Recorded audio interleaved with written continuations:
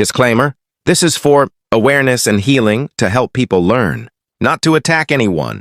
Note, this content is for 18 plus only. Parental guidance is advised. Watch with care. Ang number 5 gawin mo ngayon na. Habang di pa huli ang lahat bago galawin sa NPD partner mo, sa psikolohiya ang pagprotekta sa iyong sarili at sa mga maliliit na bahain, tulad ng iyong personal na kagamitan, paboritong kutsara, kutsilyo at maliliit na kagamitan sa kusina, at ang imported mong nail cutter at ang labaha pang ahit mo, at mga mahahalagang dokumento mula sa isang narcissist ay nakadepende sa pagtatakda ng matitibay na personal boundaries. Madalas gamitin ng mga narcissist ang paggalaw, pagtatago, o pagsira sa mga maliliit mong gamit upang magdulot ng kalituhan, gaslighting, o para makuha ang iyong atensyon. Narito ang mga psikolohikal at practical na paraan upang maprotektahan ang iyong mga gamit at kapayapaan ng isip. Pisikal na paghihiwalay. Physical boundary. Gumamit ng lock.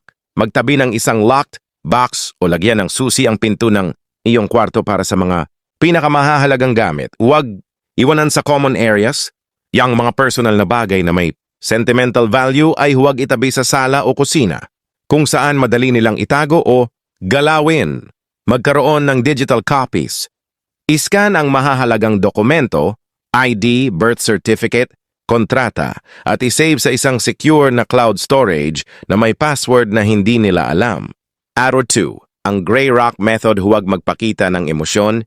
Kung napansin mong ginalaw o itinago ang isang bagay, huwag magpanik o magalit sa harap nila. Iwasan ang reaksyon.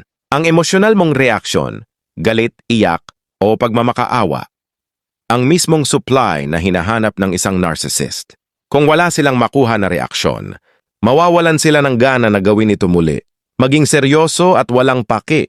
Hanapin ang gamit ng tahimik o palitan ito ng walang ingay kung kaya mo. 3. Dokumentasyon at pagtitiwala sa sarili. Labanan ng gaslighting. Madalas nilang sasabihin na nawawala mo lang palagi ang gamit mo o ulinin ka na. Kumuha ng litrato. Pikturan ang pwesto ng iyong mga gamit bago ka umalis ng bahay para sa sarili mong verification. Magtiwala sa sariling alaala. Huwag makipagtalo sa kanila kung saan mo ito iniwan.